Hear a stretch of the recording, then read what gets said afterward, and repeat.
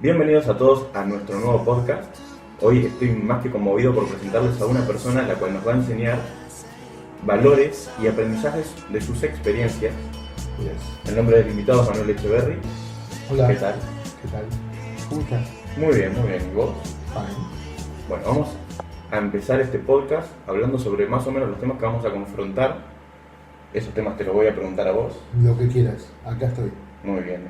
¿Cuáles son tus aficiones? El cine, la música y el dibujo. Y también me enteré que la ufología que te Sí, llama la atención. sí, eso ni hablar. Cada A mí vez también. más. Ya vos de tenés. entrada siempre me...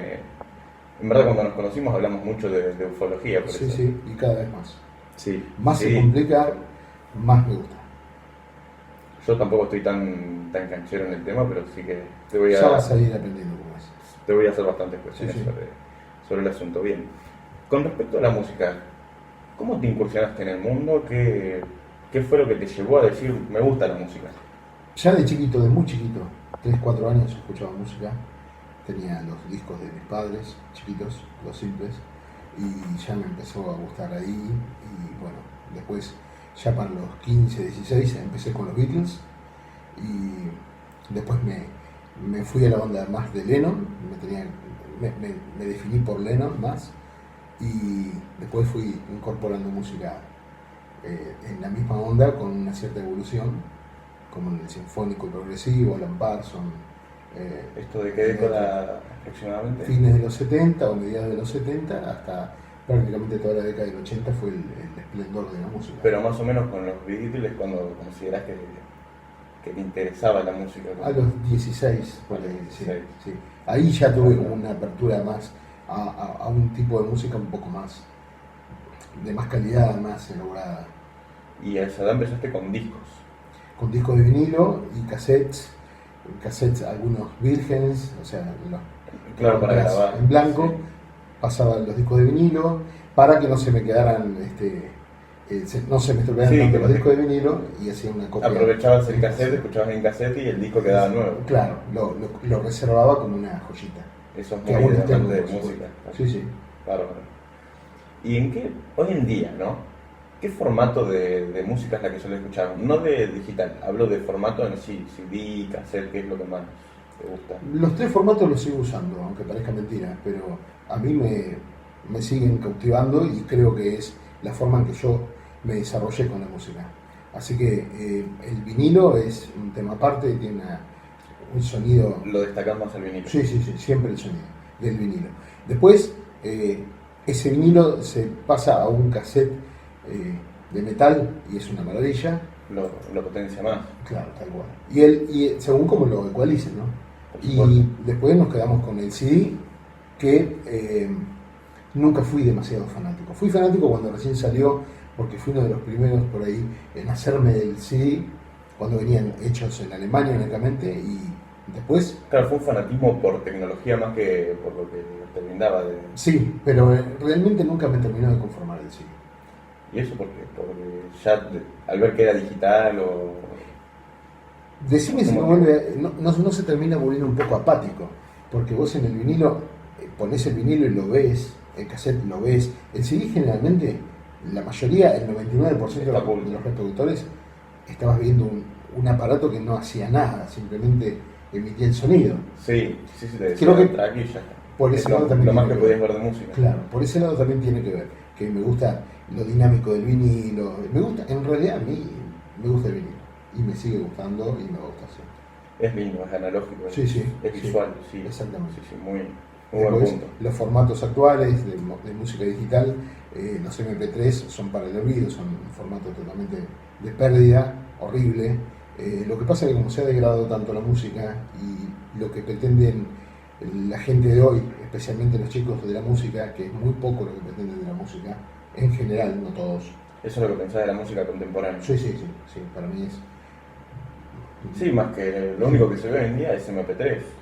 Claro, no bueno, páginas eso, para descargar. eso como formato digital ayudó a la piratería, incluso a que se puedan hacer los archivos, transferencia de archivos. Surge el Napster en el año 2000, te permite compartir música, y eso fue lo que fue socavando las bases de la buena calidad musical, sobre todo de la producción musical. Entonces, El MP3 fue uno de los que se encargó de terminar con la buena música. Claro, lo que hizo terminar con las productoras multinacionales Claro, más. exactamente, más incluso con sellos grandes, y estudios de grabación grandes y con los grandes artistas, porque hoy en día no conviene hacer una superproducción para vender 2 discos, después se copian esos 2 discos, suben a las redes y a partir de ahí se multiplican sin no ofrecer ningún tipo de regalías. Pero ya el cassette en sí más o menos posibilitó estos asuntos, porque vos le clonabas el cassette y se lo dabas a un amigo y le compraba el disco, por ejemplo. Exactamente, sí. Pero se hizo más adelante. ¿Quién no lo ha hecho eso? Por supuesto. Pero no era lo mismo, porque no era masivamente. Aparte, yo creo que era 1 a 1. Yo tenía que tener el vinilo vos y yo podía llegar a aprovechar la copia de ese vinilo a un cassette. Claro, el vinilo tenía que estar. Claro, alguien tenía que tener en tu entorno el vinilo.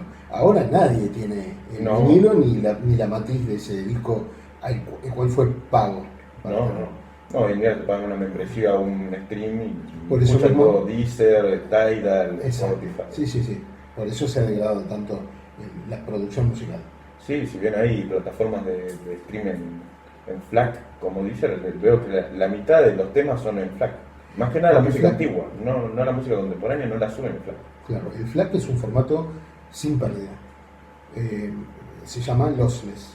No tiene ningún tipo de pérdida como sí lo tiene el MP3. El MP3... O sea, que es el formato top en FLAC.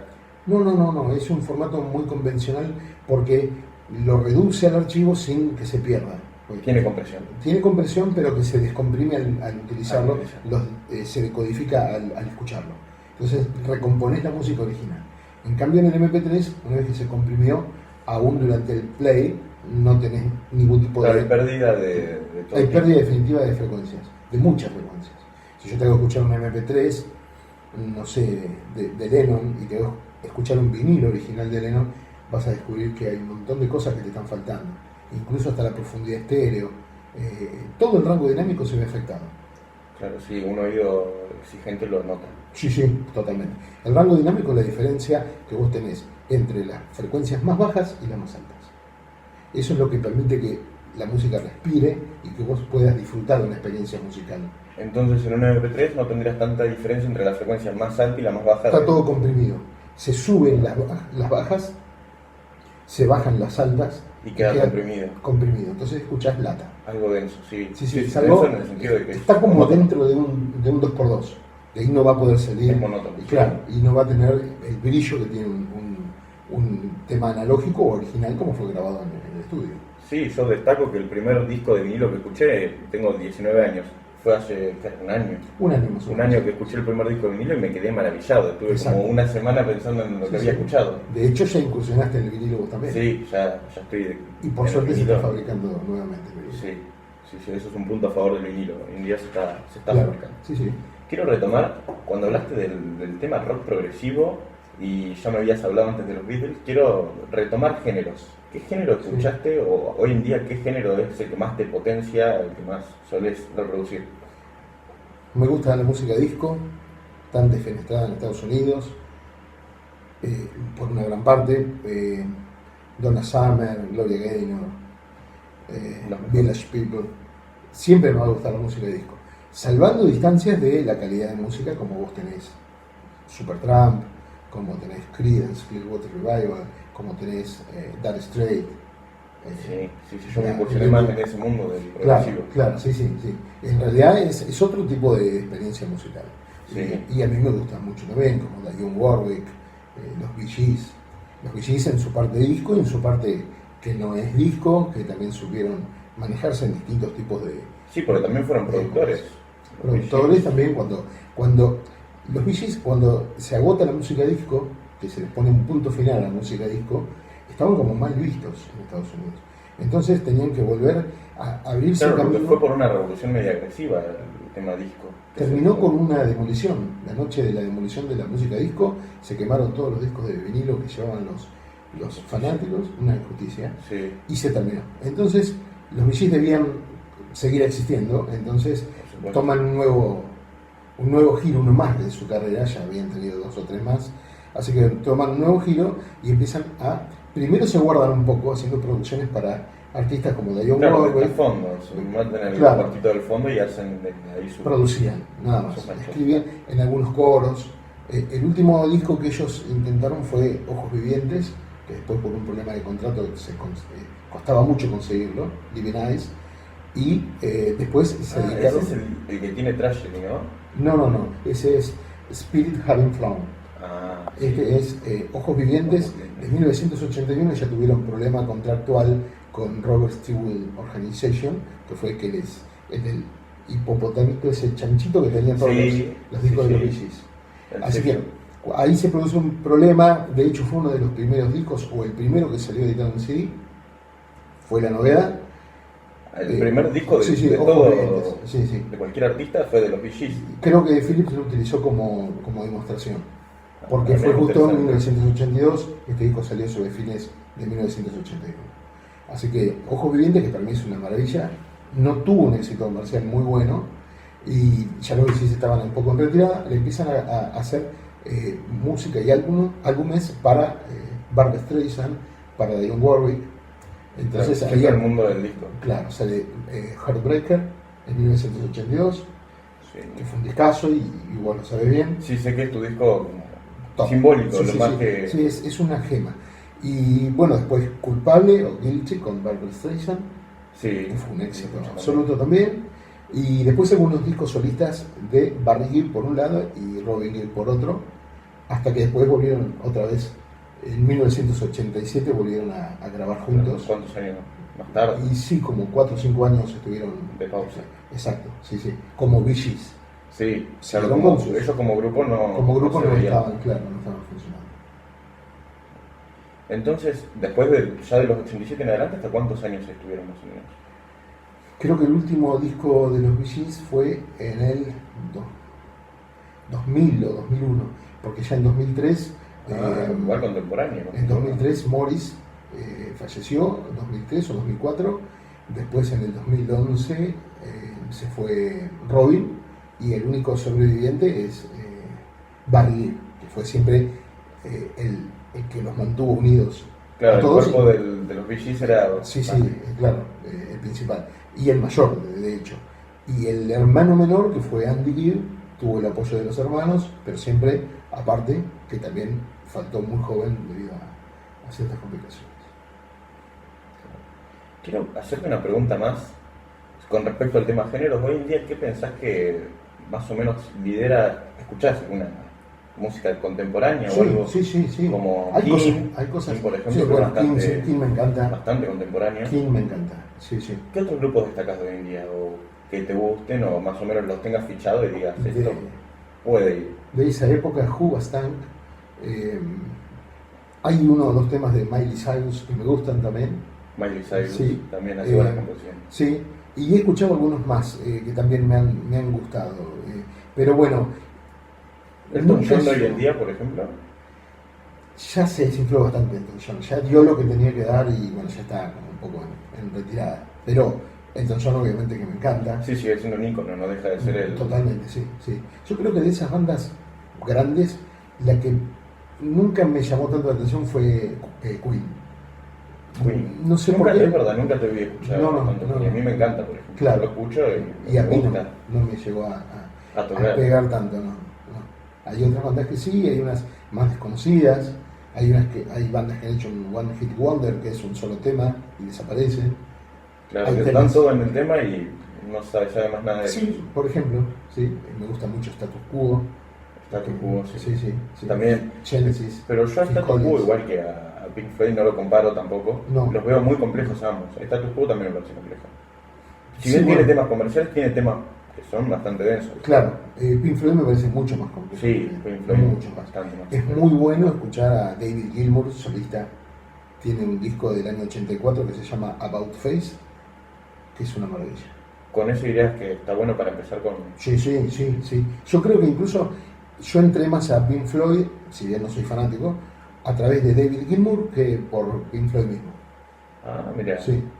Claro, de él como solista. Como solista es fantástico. Ese disco, por ejemplo, sé que más me gusta. Lo que me gustaría decirle y al público y comentarle que si tiene mucho apoyo el tema música, vamos a estar haciendo unas especies de maratones hablando sobre grupos con los que se podrían inicializar en este tema, como Electric Light Orchestra, Supertramp, ir guiándolos como para decir, este disco lo veo lindo para empezar, va a sonar melódico, no va a haber tanto cambio brusco como lo que están acostumbrados a ver, porque si arrancamos con discos más ocultos, que los hay, son geniales. Hay joyitas enterradas. Sí, ponerle de Supertramp, lo que más se escucha es el álbum Breakfast in America como tal, que fue lo más comercial que hubo, pero hay unos álbumes. O solo The hermosos. Beats, también un poquito, es uno muy comercial también. Pero hay cosas muy buenas de Supertramp y de Roger Hodgson como solista también. Hay discos muy buenos como The Eye of the Storm. Que valen totalmente la pena. La otra propuesta que tengo sería que podríamos conversar un poco sobre formatos. Yo les voy mostrando a los equipos cómo funcionan, cómo se puede grabar, cómo se puede monitorear, los distintos formatos de música, el CD, el vinilo, los archivos de alta resolución, los high-res, que son el reflejo de cómo se grabó en estudio. ¿Es similar al estudio realmente? Es casi una copia fiel de lo que es la música grabada originalmente. ¿Pero en qué formato lo podríamos encontrar? Digital. Sí. Claro. El SAC CD, el DAT, hubo muchos formatos, algunos el minidisc, que lo pude conocer. Sí, es muy bueno, pero el minidisc termina siendo un poquito tiene una pérdida, la forma de compresión del ATTRACK termina siendo un poco perdidoso. Pero aún así lo veo más cálido que el CD. Me gusta más que el CD. Tiene algo y de hecho podés grabarlo 1.000.000 de veces, podés hacerlo. Patentado por Sony. El minidisc es un invento de Sony. Después Philips sacó, para competir con el minidisc, sacó el DCC o el cassette digital, que en el equipo vos podés poner un cassette común, analógico, y también te lo lee. No lo graba, pero te lo lee. Es importante, ¿no? Sí, pero no tuvo mucho menos éxito que el minidisc. Sí. Después hay otros formatos y bueno, después ya irrumpió lo digital y ya esos formatos físicos como que se fueron replegando. Pero vamos a hacerles conocer los formatos como el Open Reel, el cinta abierta, para que puedan ver las diferencias, claro, nada que digan. Percibir cómo suenan también. Sí, la gente que está incursionándose en el mundo va a decir con qué me puedo arrancar y con qué no, porque a veces una cinta abierta no tiene sentido para el inversionista. Claro, olvídense sería una casetera, un deck de cassettes. Claro. Es ideal para empezar. Primero probar con la música digital como vienen, con un poquito más de calidad y después, lo ideal, casetera. Sí. Se puede hacer una especie de abanico ahí de formatos y de estilos musicales. O sea, ir combinando, sí. Es divertido. Sí. Aparte que para cada género, para cada preferencia, cada oído hay un montón de abanicos de posibilidades de lo que pueden estar escuchando y en qué lo pueden estar escuchando. Y está bueno no encasillarse, ¿no? Es solamente música disco y de ahí no salís, o solamente esta banda, fanatizarse no está bueno tampoco. Yo siempre fui un poquito más abierto a decir, lo escucho por lo menos, si no me gusta. Claro, pero está bueno porque todos aportan cosas distintas, tiene que ver con tu crecimiento, el hecho de poder decidir que eso también es bueno, sin ser fanático, ¿no? Sí, también con las emociones y el desarrollo personal. A veces tenés temporadas en las que somos todos, vamos constantemente cambiando las personalidades. Yo lo creo, la música te ayuda. Totalmente. ¿Vos qué tenés a decir al respecto, por ejemplo, de temas sentimientos y música? Están absolutamente enganchados, sin duda. Fíjate que si vos estás medio bajoneado vas a escuchar temas. Sí, que te acompañen a bajos, contradictorios. Sí, y si estás más para arriba vas a escuchar temas más movidos, con mucho más pegada. Sí, estoy de acuerdo. Eso no cabe duda. Sí. Estoy de acuerdo, sí. Bueno, vamos a pasar al siguiente tema, pero antes vamos a ir con una pausa. Bueno. Espero que les haya gustado y si se ven interesados, como ya dijimos, vamos a profundizar en este tema música. Estamos nuevamente a las 5:56 de la tarde del domingo 23 de abril. Vamos a seguir con nuestra entrevista. Bueno. ¿Qué te parece si seguimos con el tema que mencionaste, tema dibujo? Sí. Te quiero preguntar cómo fue que te iniciaste más o menos en este mundito del dibujo. Es muy divertido y lindo recordarlo porque hay algo bastante importante en esa historia y es una persona a la que tengo mucho afecto y quiero mucho y lo sabe. En realidad yo empecé a dibujar, quería imitar a Walt Disney, ¿no? Con grandes pretensiones. Sí, bueno, ya lo creo. Entonces hacía unos dibujos un poco estrafalarios, todos eran perritos, todos hablaban, todos tenían guantes como Mickey. Hasta que decido, y mi papá decide inscribirme en una escuela que enseñaba dibujo por correo, que fue muy conocida, que era de origen norteamericano, que era Continental School. Entonces, dibujo por correo. sí, vos mandabas un cupón gratuito que venía en las revistas de Patrusú o Patrucito o Hijitus, las mandabas gratuitamente y te mandaban un folleto con toda la promoción que vos tenías para las opciones de estudio, ¿no? Si querías hacer hincapié en el dibujo de humor, si querías hacer hincapié en la caricatura. ¿Te enviaban todo en general y vos agarrabas lo que vos querías? No, vos tenés un folleto con todo lo que ellos estudiaban, lo que ellos te podían enseñar. Vos les respondías y decías, quiero esto. Si bien después el curso era uno solo, pero vos te imaginabas que se le ponía énfasis a eso. A mí me gustaba la historieta, siempre estuve más allá de Walt Disney. Si es por lo nacional, mi ingenuidad de la época hacía que yo me evocara mucho a los personajes de García Ferré, que eran Hijitus, Anteojito y Profesor Negus. Todo eso es lo que más me gustaba. Hasta que entonces, recibí las primeras lecciones, empecé a dibujar. Yo notaba que no variaba mucho lo que yo ya sabía o yo había hecho. No me quiero imaginar lo que era esperar cada una de esas lecciones. Sí, me volví loco cuando llegaba el cartero, porque a veces incluso te mandaban algunas de regalo, o 2 sobres, o te llegaba un sobre al otro día, y si no, porque un mes no tenías noticias. Los que tenían una buena situación económica en ese momento tenían la opción de pagar el curso completo y te mandaban todo junto.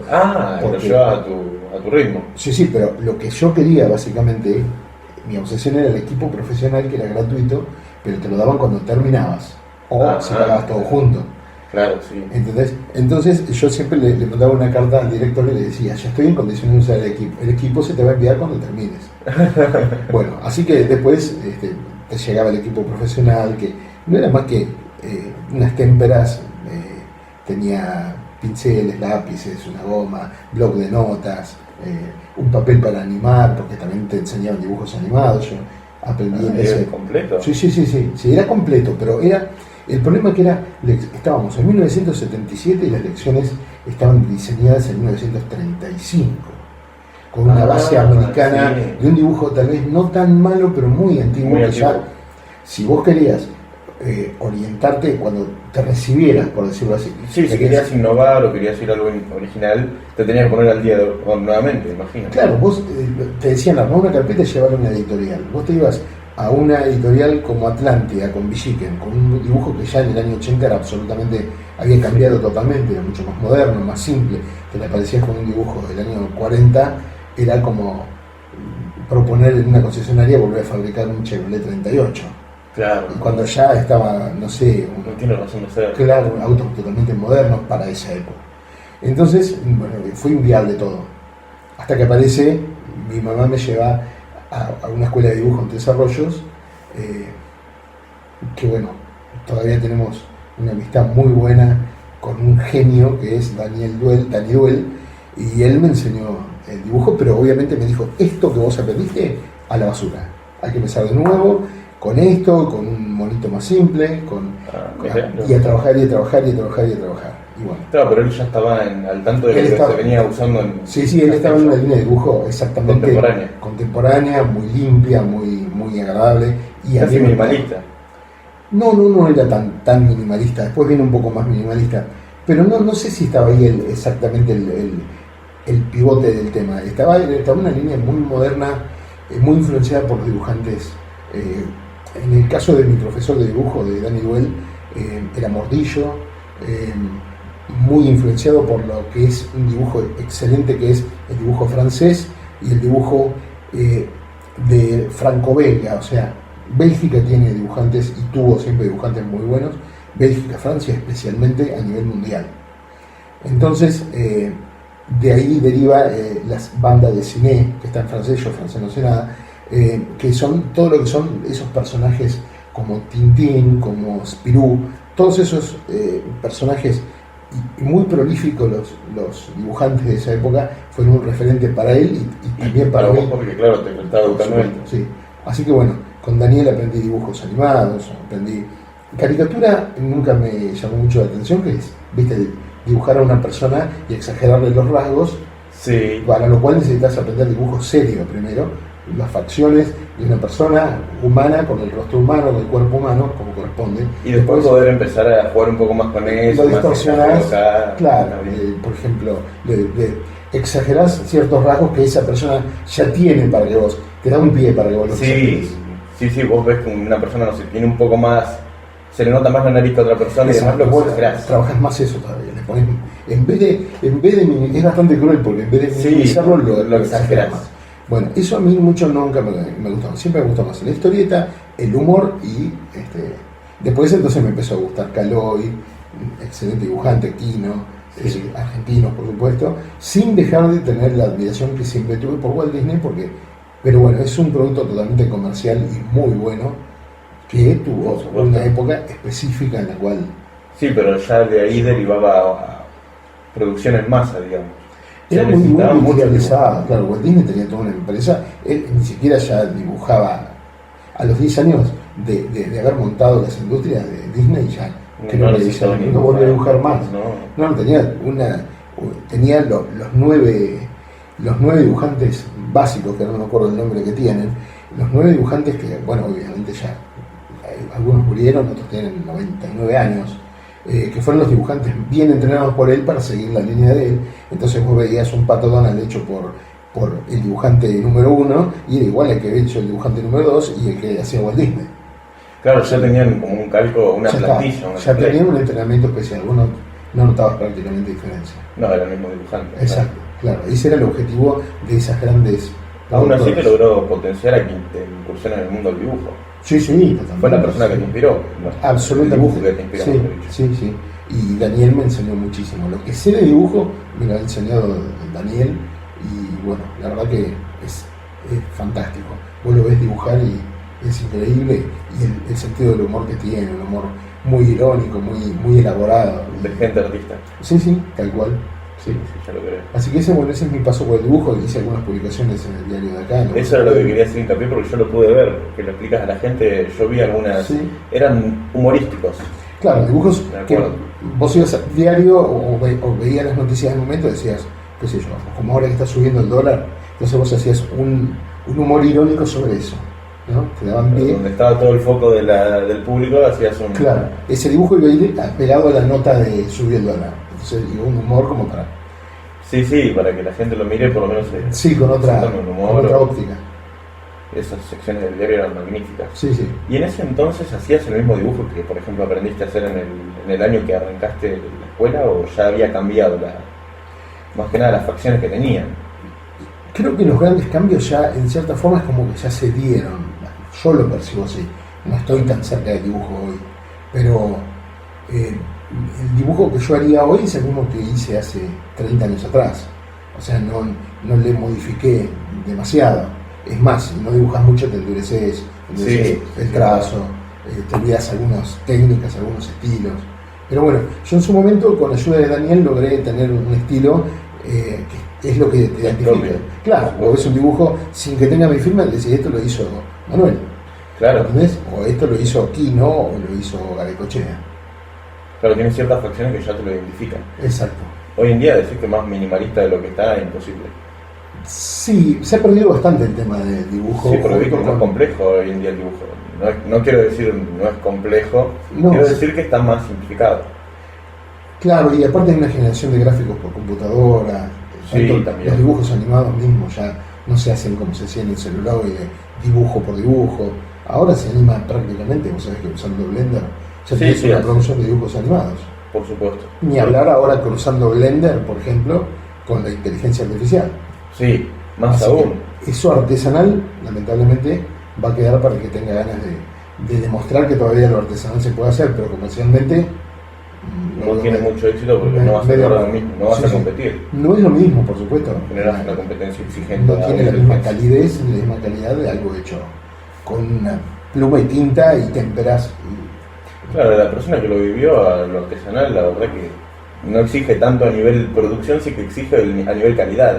Calidad de desarrollo. Es otra cosa, sí. Entrar al estudio de dibujo y sentir el olor a la témpera, a los fijadores, al lápiz, la producción, el olor del lápiz recién pasado por el sacapunta, ¿no? Sí, ese olor a madera nueva. A madera, claro. Hay todo un ritual que lamentablemente va quedando. Sí, ya hoy en día no se ve. Exactamente. Ya lo creo. Algo que tengas más para agregar en el tema de dibujo, yo no estoy digamos, interiorizado en el, lo que en el más, asunto. lo que te conté es lo más importante del tema de dibujo. Más allá de los autores que mencionaste, franceses y demás americanos, por ejemplo, norteamericanos o asiáticos, ¿alguna Sí. vez manga o se te dio por dibujar? Hay algunas cosas de manga y anime que me gustan, pero bueno, es otra cosa, ¿no? Claro, es un mundo totalmente distinto. Sí, no sería lo primero que yo saldría a decir que es bueno. Tiene otro impacto, es otra cosa, una cultura totalmente distinta. Sí. Que no es tan actual, porque si vos ves, estaba el dibujo animado Kimba o Heidi, que son del fin de los Sí, 60. tuve la oportunidad de verlo. Claro, y bueno, es como que se quedó ahí ahora es un poquito más agresivo, tal vez el manga. Sí, aparte es más ambicioso en el sentido de Sí. también cómo se dibuja. Tiene una animación que se llama, ya cuando se hacía a través del dibujo animado, era una animación limitada, porque no Sí. tenía una plasticidad del dibujo. Era un estilo, vos no podés decir que está mal, ese es un estilo. Claro, un estilo Por más ahí, como todo. a vos te puede gustar o no, pero es un estilo de dibujo. Sí, de una más que nada comunidad occidental lo ves y por ahí te hace más ruido. A mí me han gustado, tenías la tanda de, creo que era Mazinger, He-Man, andaban todas en ese estilo de dibujos que ya estaba Meteoro también, que tuvo mucho éxito, pero no es lo mismo, es un dibujo mucho más duro, no es la plasticidad en la animación de Disney ni en la forma de encarar el dibujo o de plantar el dibujo como lo tienen los europeos, por ejemplo. Se hace notar esa rigidez. Sí, se nota totalmente. Sí. Pero bueno, hay cosas que se pueden rescatar y que están buenas. Y ahí es como la música disco, es como la música Sí. progresiva, sinfónica, tenés para todos los gustos. Y cada uno hace lo que tiene ganas de hacer. Sí, cada uno va buscando su propio estilo. Te voy a hacer la misma pregunta nomás ya para terminar, porque veo que no estás tan incursionado en el mundo actual, pero ¿cómo le dirías a la gente que hoy en día le interesa el tema dibujo? Y te digo, no sé, quiero saber cómo puedo introducirme en el día de hoy. Pasa que no veo tanta competencia con esto que estuvimos hablando. El tema de computadora, tenés que pasarlo sí o sí a digital. No, vos podés comprarte un lápiz y un bloc de hojas y empezar a dibujar. Estaría Sí, bueno es verdad. tomar un curso. Creo que Daniel está dando cursos acá en Desarrollos. Para digitalizarlo. Sí, no estamos, olvídate de lo digital, estamos hablando de lápiz y papel. Vos podés tomar cursos y seguir dibujando en este cuaderno, ¿no? Dibujás y si después no lo querés digitalizar, no lo digitalizás. Está muy bueno. Está bueno, Está sí. bueno que la gente tenga la oportunidad de Sí, acá se probarlo. dan los cursos en la escuela de dibujo de Daniel, se dan los cursos para, entonces tenés dibujo serio, dibujo artístico, vos tenés esa opción para estudiar. La verdad que para el que le interesa y el que se quiere profundizar en el tema dibujo, yo lo haría. La Yo lo verdad haría que como es- experiencia de ver algo, un dibujo más, no voy a decir antiguo, más artístico, Artesanal, sí. artesanal y artístico, Sí. porque el arte de hoy en día al menos yo no lo sé valorar del todo. Como experiencia personal. Sí. No sé, Bueno, es cuestión de empezar a buscar los mejores dibujantes de antes y compararlos con los de ahora y bueno, y valorar el arte de esa vas a forma. elegir, sí. Bueno, vamos a terminar con este tema, vamos a ir a una pausa y dentro de un rato vamos a estar hablando del tema UFO. Eso. Estamos en tu salsa. Sí. Bueno, quédense que vamos a hablar de un tema muy interesante y van a ver cómo van a salir conclusiones magníficas. Dale. Bueno, estamos nuevamente, vamos a hablar como dijimos de tema ufología y qué mejor que un gran aficionado por la ufología, ¿o no? Sí, ¿Siempre te interesó el tema? sí, siempre. Desde muy chico. Algo que a mí me llama la atención y te quería preguntar, ¿tiene algo que ver tu interés en el cine con el tema ufología? Porque estamos haciendo un corto de ciencia ficción que ya vieron que tiene bastante que ver con el tema ovni. Todo. Por eso, Sí. ¿fue el cine lo que te llevó a que te interesen los ovnis? Por un lado sí, por el otro lado no sé, porque mi primer película del tema OVNI fue Encuentros cercanos del tercer tipo. Yo tenía ¿El año? 12 años, 1979, 78. Claro, y era impactante, ¿no? Fue impactante porque fue una producción para la época, marcó un hito, ¿no? Claro. Lo que pasa que si ahora la vemos retrospectivamente, bueno, adolece un montón de cosas. Sí, pero está bien que ahora es todo mucho más artificial. Y era ¿no? más naif en realidad. Sí, también. Ahora cualquier ahora película sí. de ciencia ficción tiene visos un poquito más tenebrosos tal vez, o Más más. que ciencia ficción, si se va para el lado de terror o Juan Claro, conocido. viste que hay como un equilibrio medio extraño entre o bordes que podés ir a lo más paranormal, a lo más Sí, incluso el terrorífico. suspenso de generar al espectador, Sí, ¿qué es eso? claro. ¿Será un ovni o será un... no se sabe? Pero para mi mente de 10, 11 años, en esa época, ver ese afiche con el resplandor en la ruta era inquietante. Inquietante. Claro, yo fui a verla con mi mamá y me dijo, ojo porque podés asustarte bastante, así que imagínate. Claro, era Esa tremendo época. para esa época. Al poco tiempo sale la contraparte que sería Alien, el octavo pasajero, Sí. que fue una película totalmente distinta, encarada de un punto de vista casi de terror, donde fue más fuerte. muy fuerte, para la época una super película, con Sigourney Weaver, que fue la primera que vi, y fue la única que vi. Claro, una en gran ese producción, momento, pero... en el cine, y no la pude terminar de ver, me tuve que ir. Ah, Porque así de fuerte. sí, no la soportaba. Sí, o sea, aguanté casi las 3/4 partes de la película, pero sobre el final me pareció un poco hipnótico visualmente y me tuve que ir porque no la soporté. Y más o menos, ¿cómo lo plantean? ¿Se idealiza tu... No, se alinea tu cosmovisión sobre los ovnis con lo que trataban en las películas? No tiene nada que ver. Ni siquiera creo que tiene que ver con la realidad. La realidad es mucho más compleja hasta el punto de que todavía no sabemos qué son. Claro, ¿y para vos qué son? Para vos. Históricamente el tema ovni fue siempre tratado desde el punto de vista, si nos vamos a la década del 50, por ejemplo, cuando después de lo de Roswell, que fue en 1947, que se estrellaron Eso, 3 naves, claro, en Nuevo México, después empieza la parte de ciencia ficción a tratar el tema cohetes, toda la era espacial, estaba la Guerra Fría, y en ese combo entra el tema ovni, naves espaciales, invasiones marcianas y todo lo demás. Entonces en el imaginario popular ver un ovni era un platillo volador, o sea, algo con forma de plato volador, metálico, y un marcianito que iba a bajar y iba a invadir la Tierra, o podían llegar a ser amigos, y siempre tenían antenitas y era verde. Claro, no tenía nada de tabú, era como muy... Es así, es Era así, específicamente era como un arquetipo para la época. Nadie se cuestionaba ni otros orígenes, ni otras formas, ni otras cosas. Entonces, bueno, después en la evolución la gente va viendo otras cosas. Hoy en día se ven muchos orbes, plasmas de luz. Sí, eso es verdad. Entonces se está encarando hay otro paradigma con el tema de los ovnis. Y más viendo tantas cámaras de grabación todo el día, 24 Constantemente horas, se está grabando. Sí. Y lo que pasa es que ahora ya no es el te creo o no te creo lo que vos viste. Me lo estás demostrando en una cámara de seguridad, incluso cámaras del Pentágono o de los aviones. Está grabado eso, está filmado eso así. Lo que eso no indica que sepamos lo que es. Claro, por supuesto. Que hubiera sido genial que en su época, en la desaparición de Ruth Von existieran las cámaras.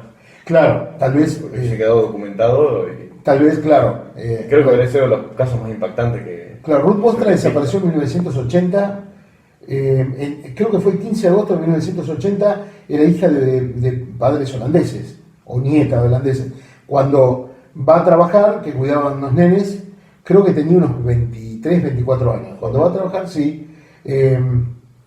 Ella venía diciendo que veía cosas o que supuestamente había tenido avistaje de ovnis o de orbes en su casa. O Cuando soñaba también. Y que lo soñaba, claro. Lo que pasa es que mi tío, que era bañero en Claromecó y era un viejo lobo de mar que salía con las lanchas a pescar, mi tío me contó esa historia muy reciente, muy en el momento que pasó. Y yo, más que querer saber más, me aterroricé realmente. Claro, Porque yo iba seguido a Claromecó y eso para mí ya me inquietaba mucho.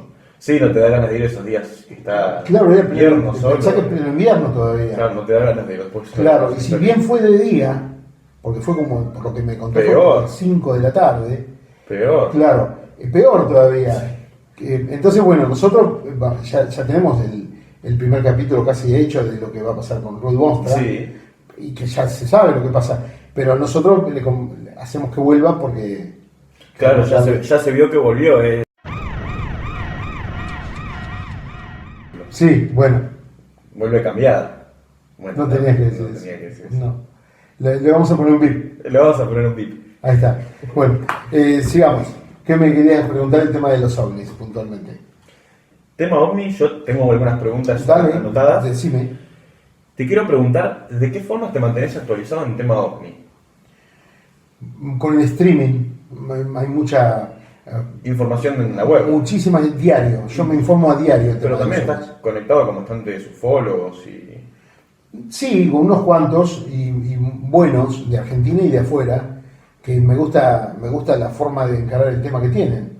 Entonces, me gustaría, por ejemplo, que hubiera más actividad acá, en desarrollo. Sí, más actividad de ufólogos. Por supuesto, más debate, más aporte de cosas que podamos aportar todos, ¿no? Por lo menos el que tiene un avistamiento de ovnis. Sí.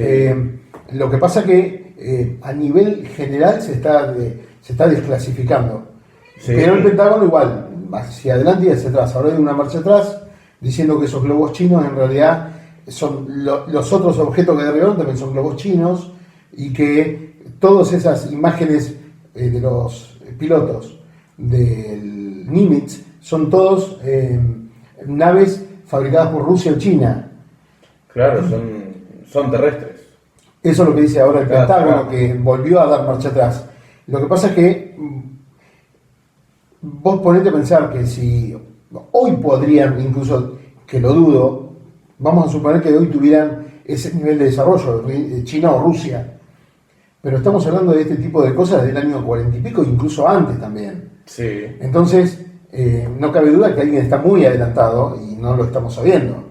Y no es Rusia, y no es China, y tampoco vienen de Marte. En Marte podrá haber vida, pero a nivel biológico, o sea, molecular, claro, microscópico. Pero seres avanzados, yo creo que esos Ya se habrían hecho notar, seguramente. Claro, pero el tema es que ellos coexisten acá en la Tierra con nosotros. Esa es una de las posibilidades. Y esa es la teoría que vos planteás también, la que Sí, más crees. porque hay un caso en Dulce, en Nuevo México creo que fue, que estaban haciendo unas excavaciones. Bill Snyder, un tipo que era geólogo y lo pusieron al mando de una operación de túneles que querían hacer. Sí. Ya eso era bastante raro, por debajo de la meseta, hasta que no pudieron seguir adelante y descubren que había, como una estructura bastante intensa. Algo que les prohibía... Claro. La terminan derribando igual, se encuentran con que era un laboratorio lleno de seres intraterrenales, por decirlo así, que colaboran con el ejército de Estados Unidos. Pero esa parte se supone que no la tenían que saber. Este hombre después dio charlas hasta que lo mataron y apareció como si se hubiera suicidado. Hay muchos programas sobre Bill Snyder. Muy sospechoso. Sí. Y perdió dedos, que se le veía clarito en las conferencias. Tuvo muchas lesiones muy importantes en ese combate, donde murieron varios de esos grises que supuestamente eran un poco agresivos. Entonces, no se sabe si colaboran con Estados Unidos y nadie debe saberlo para tener una ventaja militar, por ejemplo. Sí. Si Estados Unidos a cambio le ha brindado algo, si están probando con nosotros, si nadie tiene control sobre ellos. O si incluso lideran Estados Unidos. ¿Cómo? O si incluso son ellos los que lideran Estados Unidos. Exactamente. ¿Viste cuando se hablan de los distintos órdenes mundiales? Sí. Es como que nosotros seríamos la parte visible de otro poder que hay. Claro.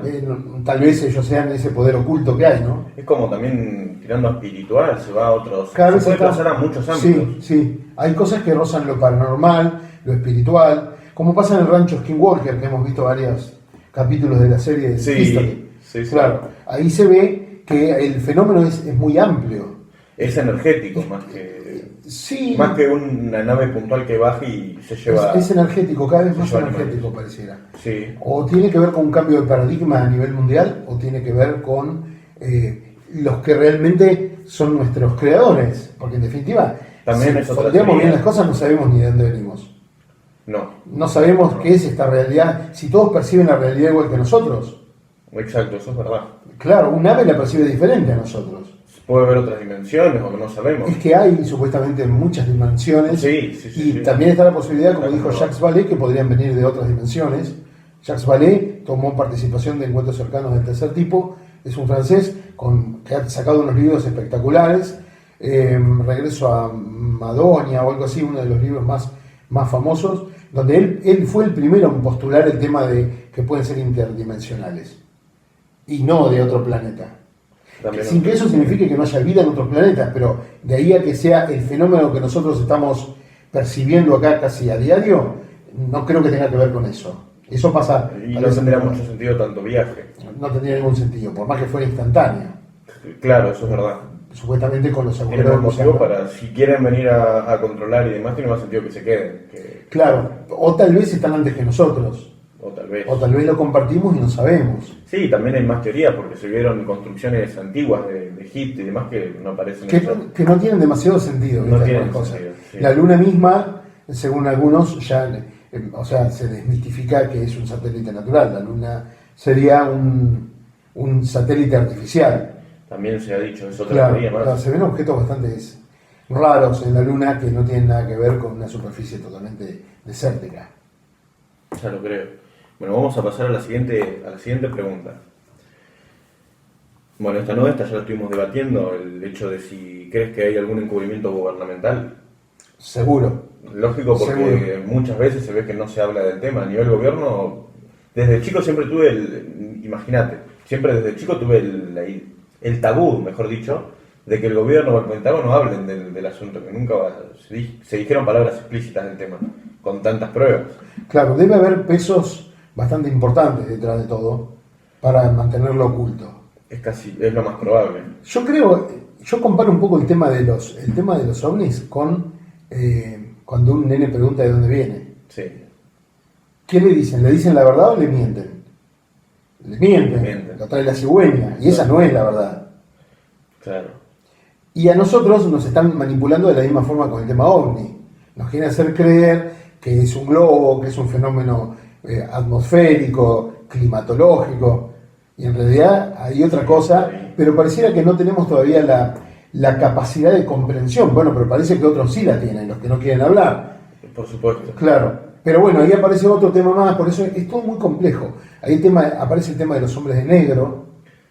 ¿Quiénes son los hombres negros? Los hombres de negro no está claro todavía si son agentes gubernamentales, principalmente de Estados Unidos, o entidades un poco oscuras, que tampoco se sabe su procedencia, pero generalmente aparecen para hacerte callar cuando vos estás por decir que viste algo específico. Entonces, callate o tendrás consecuencias. ¿Entendés? Es como que están tratando de encubrir, pero nunca queda claro si los hombres de negro son humanos o son humanoides o qué. Hay un video de una charla de Obama, Sí. que está muy buena. Está hablando Obama y más atrás hay un guardia de seguridad que es totalmente atípico. Es un personaje bastante que responde a las características de un humanoide. Sí. Y no sé si has escuchado hablar, por ejemplo, de She-Road. Nunca. Bueno, She-Road es una especie de reptiliano que fue capturado hace, creo que en el 50 y pico, por ahí, y estuvo trabajando para el gobierno de Estados Unidos. Después desapareció, supuestamente pasó a otra dimensión o algo así, pero hay que investigar más el tema de She-Road. Es un personaje enigmático. Ya lo creo. Y ha habido varios contactos, supuestamente, con el gobierno, especialmente de Estados Unidos, ¿no? Si bien naves han caído en muchas partes. Sí. El gobierno más claro para el tema es Chile.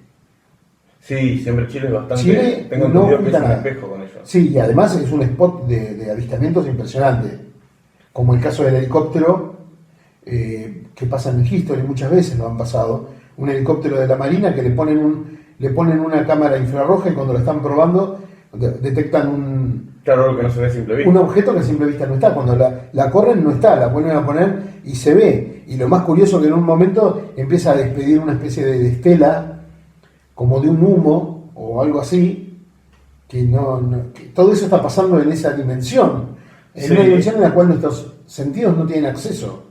Fíjate que vamos más evolucionados con lo que estamos desarrollando nosotros que la propia vista de nosotros mismos, Sí. que no tiene esa capacidad. Sí, eso es verdad. Porque ¿cuántas cosas más pueden estar pasando? Sí, que no lo estamos viendo en este momento. Claro, en ese mundo paralelo que no alcanzamos a ver. Por supuesto. Pasa que el calor también hay que tener en cuenta que es energía, se desarrolla por energía. Bueno, por eso, O sea, pero que nosotros hay no lo otra podemos tecnología. percibir, podemos padecerlo, pero no percibirlo no visualmente, como una cámara infrarroja. Claro. Creo que se llaman Flickr o algo así las cámaras de... No sé el nombre técnico. Me parece. Puede ser. Hay un video muy interesante donde despide como una estela. como una estela y después corta esa estela y sigue el objeto sin ningún tipo de inconveniente, o sea, manejándose con una soltura total, ¿no? Claro, eso para el punto de vista científico no tiene explicación. No tiene ninguna explicación porque no tiene medios de propulsión. Es más, acercándolo se ve que tiene un campo gravitacional. El objeto está muy caliente. Como que no responde a la física. No, en nada. El objeto está muy caliente, pero el aura que lo rodea inmediatamente está helado. O sea, porque está blanco, eso es frío. Sí. Entonces, sí. claro, cualquier objeto o cualquier avión, por más que la turbina esté caliente, lo que le sigue inmediatamente va a estar un poco más caliente, Sí. O sea, menos caliente que la turbina, Pero igualmente va... pero más caliente que el aire exterior, normal. Entonces hay una degradación del calor. Sí. Bueno, acá es algo concéntrico. Claro, todo centrado. No Claro. irradia calor al entorno. Hay como una burbuja. Y en varios objetos se ve eso. Es súper misterioso. Bob Lazar, que trabajó en el Área 51 y que fue uno de los primeros en decir el Área 51 existe, está en el lago Groom Lake, en Nevada. Sí. Bob Lazar, fíjate lo que dijo Bob Lazar, entre otras cosas que importantes que dijo, se usa como combustible el Unipentium o algo así, o elemento 115. Cuando él lo dijo en el año 89, el elemento 115 no existía en la tabla periódica. Sí, estuve al tanto de ese. Bueno, de ese caso. pasaron como 20 años para que en Rusia Se descubrieran el elemento 115 y creo que el 116, que tiene una vida muy efímera, pero que tiene las mismas capacidades de las que habló Bob Lazar. Y Bob Lazar dijo todas estas cosas y que estaban tratando de ver cómo hacer ingeniería inversa y supuestamente muchos de los objetos que hoy vemos podrían incluso ser ya diseñados con ingeniería inversa. los obtenidos por la humanidad con ingeniería inversa. Porque él mismo lo dijo y filmó y lo atraparon en el Área 51 filmando las pruebas. Sabía que los días miércoles, por una cuestión turística, había menos afluencia de gente. Claro, y ahí es donde se hacían las pruebas. Hacían las pruebas muy a la madrugada y ahí existen filmaciones. Sí, y la capacidad de doblar la luz. La capacidad de doblar la luz también. Ah, claro, ya. De lo cual hay videos. Capa de la física totalmente. Y únicamente con un centro de grabado muy intenso lo podés hacer. Entonces, supuestamente el Unipentium, o el elemento 115, le generaba semejante capacidad de poder a los generadores antigravitatorios que permiten que se manejen en un campo antigravitatorio con el cual supuestamente doblás el espacio-tiempo y te moves a una velocidad casi instantánea. Por eso, muchos ovnis metálicos, al encenderse, se transforman en algo que parece plasma. Claro, esa energía. Como una energía, se transforma en energía pura. Sí. Tiene mucha fuerza, por lo visto, para romper Claro. la lógica que tiene la luz. Y Claro, la porque es una física que no conocemos. Lo que pasa es que no sé si tiene que ver con algo agresivo hacia nosotros. No, probablemente no, pero no se sí reportan. Es curioso y da mucho. Claro, valor. todos queremos saberlo. Por supuesto. Pero Capaz hay no pocos estamos casos preparados. en los cuales alguien haya sufrido las consecuencias de un encuentro. Sí. En Brasil existió el caso de Virginia en el 93. Caso de Virginia. Sí. Buscá después información que hay mucho y ahora se está poniendo mucho énfasis. Salió un documental también que lo hizo un tipo que está muy en el tema, que no me acuerdo ahora el nombre, sobre el tema de los ovnis, y lo están como a punto de desclasificar, donde intervino también un encubrimiento del ejército brasileño. Sí, y supuestamente un policía que tuvo contacto involuntario con un ser que capturaron murió a los pocos días, víctima de una infección muy grande. ¿Contacto de qué tipo? Físico, o sea, lo tocó sin querer al cargarlo, porque lo tuvieron que capturar, claro. Andaba suelto era como un humanoide, como un reptiloide, como algo así, y lo tuvieron que capturar y llevarlo. Entonces cuando lo llevan... ¿El simple hecho de haberlo tocado? Sí, tuvo una infección generalizada, sí. Y es más, hace poco hay unas charlas de un médico del Pentágono el médico, que ya es una persona grande, y obviamente es como que vas autotomando licencias, ¿no? Con el paso Sí. del tiempo, ya tal vez es como que no querés reconocer ciertos límites, o ya no importan, o no sé qué. El tipo dijo que ha tenido que asistir a muchos pilotos de la Marina de Estados Unidos que han sufrido consecuencias graves solo por tener un encuentro con un FANI, o sea, con un fenómeno aéreo no identificado. Les provoca daños neurológicos y todas esas cosas. Es bastante intenso. Y el tipo dijo que Y más el o menos médico, a nivel general, ¿habló de las misiones que tenían esos pilotos? Si eran misiones... supuestamente son misiones de entrenamiento ordinario.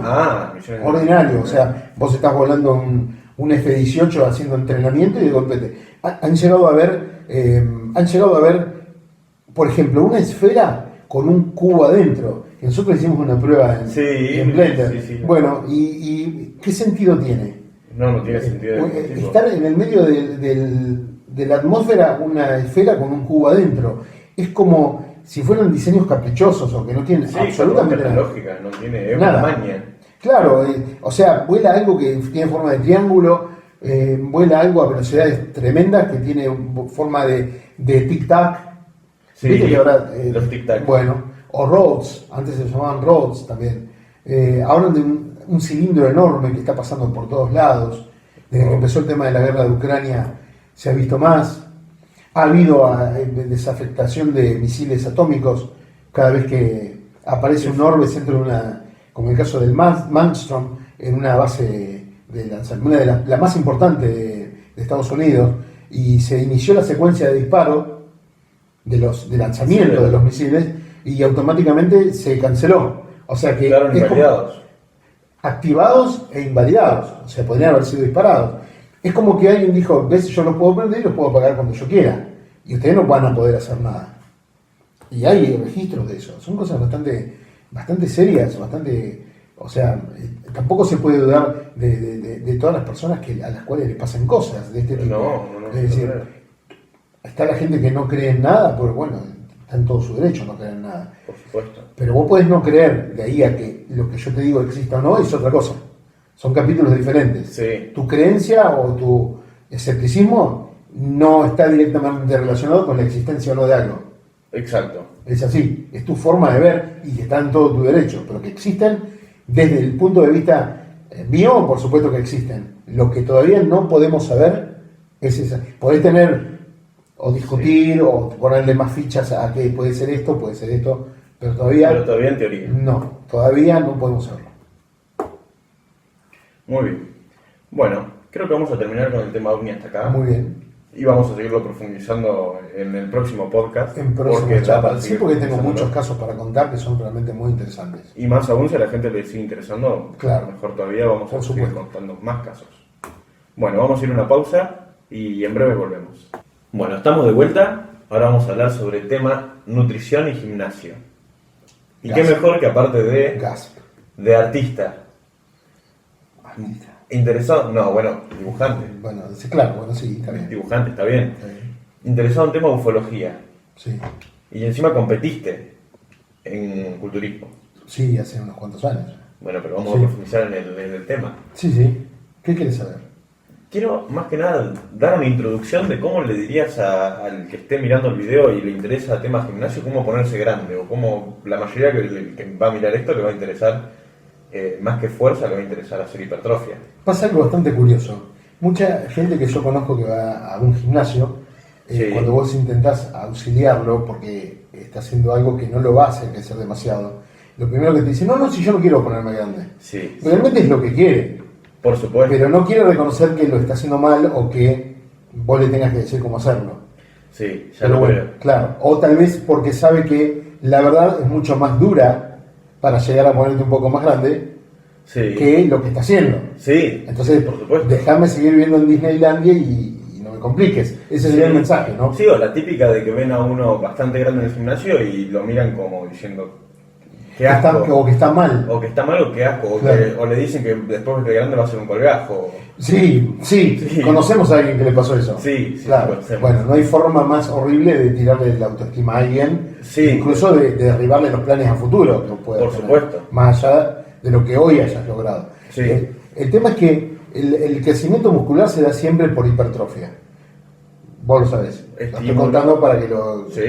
Pero bueno, es el exceso de trabajo sobre un músculo hasta llevarlo a los límites.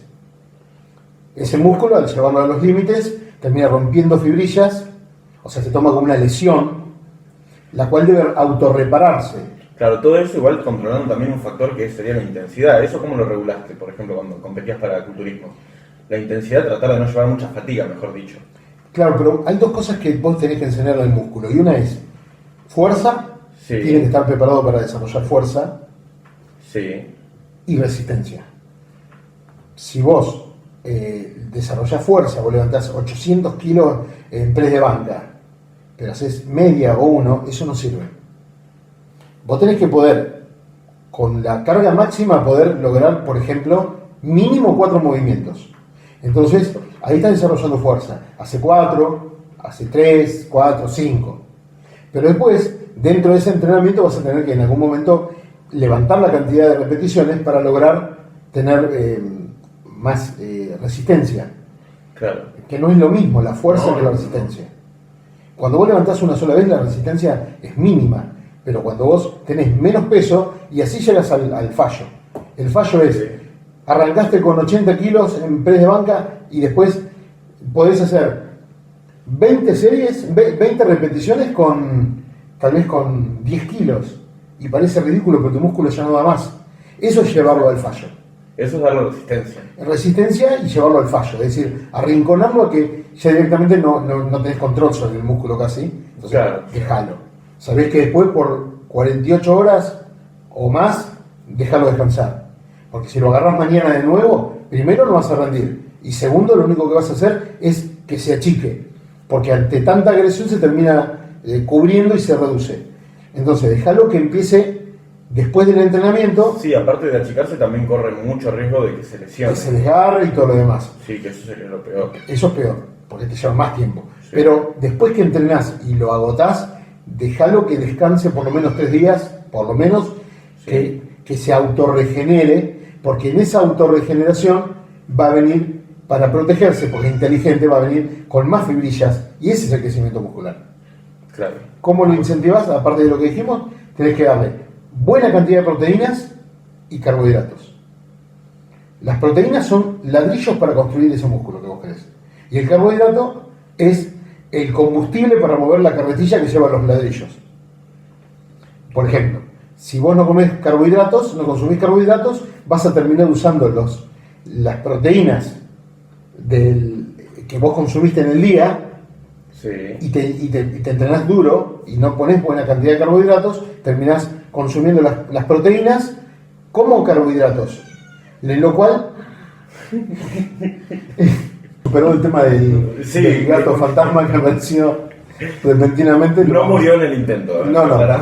creo que va a sobrevivir.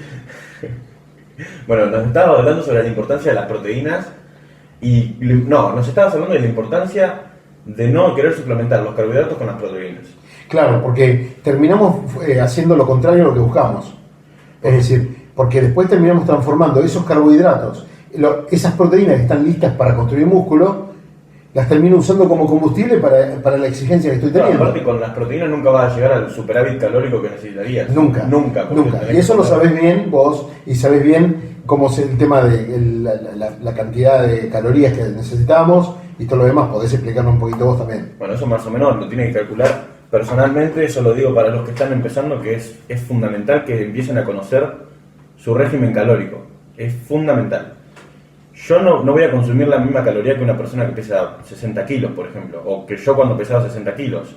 Una persona promedio está sin actividad en 2.000, 2.300 calorías y tiene que consumir 400 calorías más para subir bastante de peso por semana. Si quiere subir lentamente, 200 calorías más estaría bien. Pero eso, más que ir tan técnico de entrada, más que nada para principiantes que no se conocen, lo mejor es comer 2.300 calorías. Te pesás a la semana, no subiste nada, sumale. Y si bajaste, sumale el doble de lo que ibas a sumar. Así hasta empezar a sumar medio kilo semanal o o un poco más si es lo que se busca. Si es un principiante va a ganar masa muscular de entrada. Sí, obviamente. También tiene el factor de la edad. Y el factor de la edad. Fundamental, sí. Yo, por ejemplo, a mi edad, 19 años, estoy consumiendo alrededor de 4.000 calorías. Factor edad te va a influirte en que una persona de 40 años capaz que no necesita tantas calorías. Y menos si no mantiene la actividad. Y está en la calidad de las calorías también. Y en la calidad de las calorías. Uno de los alimentos más importantes para lograr masa y potencia es la avena. La avena siempre es... Es energía limpia. Más allá de que ustedes puedan agarrar la energía de las hamburguesas, van a crecer igual, no pasa nada. Pero, si ustedes agarran la energía de la avena, lo que les va a proporcionar son nutrientes, les van a proporcionar vitaminas, fibra, proteína vegetal.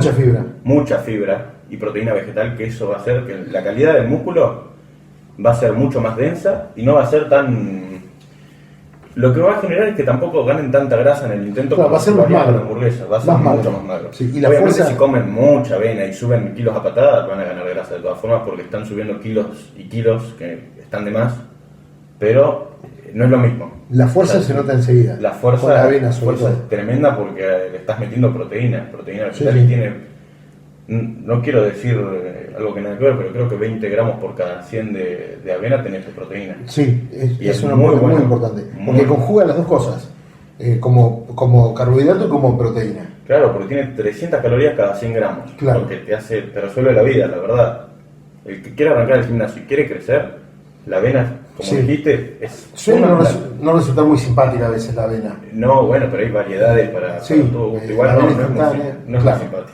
Pero bueno, es lo mejor que hay. Es acostumbrarse a veces a hacer algo por rutina más que por cómo ir al gimnasio. A veces no te puede gustar una rutina, pero la haces porque... Sí, el día de piernas, por ejemplo. Sí, por supuesto. Claro, esa rutina, por ejemplo. Igual traten de hacerla lo más agradable posible, cosa de no dejarla. Pero claro, algún sacrificio hay que hacer siempre. Muchas veces cuando se dedica un día a piernas, pasa que vos te terminás agotando un poco, porque sabés que ese día estás destinado a hacer piernas. Sí. Entonces a veces podés optar, podés decir, bueno, hoy cuando hago pecho, que generalmente en el caso mío yo lo hago junto con hombros, claro, muy bien. Podés hacer cuádriceps antes de irte. Claro, dividís la pierna. Y lo dejás ahí. Y 2 días después haces isquios acompañando otra rutina. Eso lo tendría que empezar a implementar. Claro. Muy bien está. Es como para resultar un poco más divertido, por decirlo así. Sí, o por lo menos ir variando el sufrimiento. Claro, y no decir, hoy piernas. También está cuando podés... Porque ya no sabés cómo arreglarlo, cómo acomodarlo. Entonces decís, bueno, así todos los días me estoy preocupando por piernas. En cambio, cuando lo hago en un solo... ya está. Sí, ya está. Ya hice piernas. Hasta la semana que viene no lo vuelvo a hacer. Sí, es la mejor forma de ir aumentando la tolerancia. Ya después se vuelven tolerantes y por rutina lo terminan haciendo. El tema es engancharte a la rutina. Exacto. Una vez que estás. Ya. Sí. Bueno, seguimos con tema gimnasio. No, con tema culturismo, quiero ir. ¿Qué sentiste cuando te tuviste que subir a competir? Aterrado estaba. Aterrado porque... ¿Cómo? Claro, porque vos acá te sentís que has logrado todo lo que buscabas, o una gran parte. Por supuesto, porque frente a la media... Sí. Ponele, pero cuando vas a Buenos Aires y ves las moles que hay en Buenos Aires, te preguntás 20 veces qué hago acá y querés subir. Claro. Es como que también igual perdés conciencia de cómo estás vos también. Perdés todo parámetro porque no sé a qué se debe exactamente, pero hay un nivel de competitividad muy grande. Igual no lo haría nunca más, Lo hice esa vez, fue como una experiencia. Pero igual, sí, fue una experiencia. Creo que es una experiencia similar a largarte como es la soga que el banshee no. La soga que te largás, que quedás colgando, que no llegás hasta el agua, te tirás de un barranco, de unas cataratas. Ah, sí, no sé cómo es el nombre. Pero bueno, sí, creo que es así. Una experiencia de bueno, creo que es una cosa como para decir, lo hice esa vez y ya está. Y ya está, sí. Claro. No, nunca más. ¿Nunca más? No. O sea, que experiencia no, terror. Sí. Igual también fue tu primera y única vez. Sí. Eso y comprar un queso, con lo que me pasó con un queso, viste que vos sabés la historia del humanoide. Sí, esa historia si hubiera estado genial para haberla practicado antes con el tema OVNI, pero bueno, si a la gente le gusta, en otro video vamos a contar la historia del humanoide del queso. El humanoide del queso que tenía una camioneta rastrojera. Sí, bueno, no vamos a entrar mucho en detalle por las dudas. Sí, por las dudas, sí. Pero fue raro. Pero fue raro. Sí, fue raro. Ojalá te pase la de vos. No. Otra pregunta que te quiero hacer, Sí. yo todavía a mí no me tocó, por eso te lo quiero preguntar. Huevos duros. ¿Eh? Huevos duros. Tenés que comer. No, de alimentación, no es de Sí. alimentación. Ah. Bueno, también se podría evitar con la alimentación, pero ¿alguna vez tuviste una lesión? No. Nunca. ¿Nunca? Jamás. Jamás. En muchos Muy años de bien. gimnasio. Nunca. Nada. Alguna fatiga, básicamente en un hombro, que sentía como si tuviera vidrio dentro del hombro, que me dolió unos días. Pero eso es propio de... Y se fue. Sí, Claro. sí. Claro, No, yo no. lo máximo que llegué fue una tendinitis en este... Claro, en este bueno, eso es muy pero- común. Pero Pero- sí, me duró 6, 7 meses y fue. Claro, es Pero- mucho igual para una tendinitis. Sí, pero sí, fue. no, si no. Si haces las cosas con responsabilidad, no No te tiene por qué pasar. No eso es tiene verdad. por qué pasar. No. Bueno, que sigamos así. Bueno, a ver, acá tengo más preguntas. Bueno, esta es muy buena. ¿Qué haces para mantenerte motivado y comprometido con tus objetivos fines? Creo que es algo genético ya. El genético, la intención. Lo metiste en la genética prácticamente. Sí, casi como. A presión lo metiste en la Claro, genética. creo que Ya está en el como- ADN. De alguna Lo forma. naturalizaste. Sí, no porque haya nacido con eso exactamente. Porque el tema es que creo que hay que pelearle un poco al paso del tiempo. Obvio. Entonces, si vos te quedás de brazos cruzados, el tiempo te va a pasar por arriba seguro, eso no cabe Sí. duda. Entonces, bueno, por lo menos que te pase un poco más leve, Obvio. o que, bueno, por lo menos pelearlo un poco más. Por supuesto. Entonces- Aparte, ver, ya cuando ves tu cuerpo y ves cómo está compuesto, que tiene músculos en todos lados que están hechos para que se pueda contraer y moverse, Sí, sí. te das cuenta que si Que es no le das importante movimiento, claro, no- claro. El tema es que más allá de lo que sea estética o no, el hecho de que con el paso de los años mantengas una buena musculatura, es que hay que salud. tener cuidado.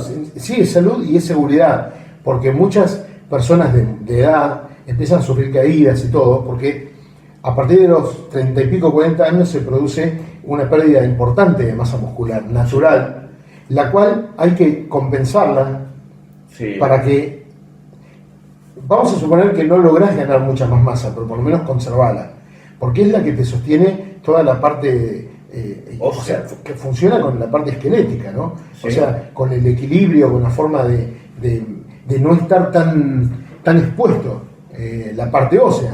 Por O sea, supuesto. ¿cómo te puedo decir? Un poco más acolchonado o más mullido, Sí, ¿no? sí, sí, sí. Hace que tengas un poco más de protección frente a una caída, te da más sostén también. La parte musculoesquelética es importante. Sí, Entonces, sí, por hay una supuesto. cuestión de seguridad también, más que de estética. Sí, ya Vamos lo a veo. suponer que te importa mantenerte, la gente más de edad más avanzada tiene muchos beneficios de esto, porque aparece lo que se llama sarcopenia, que es la pérdida de masa muscular.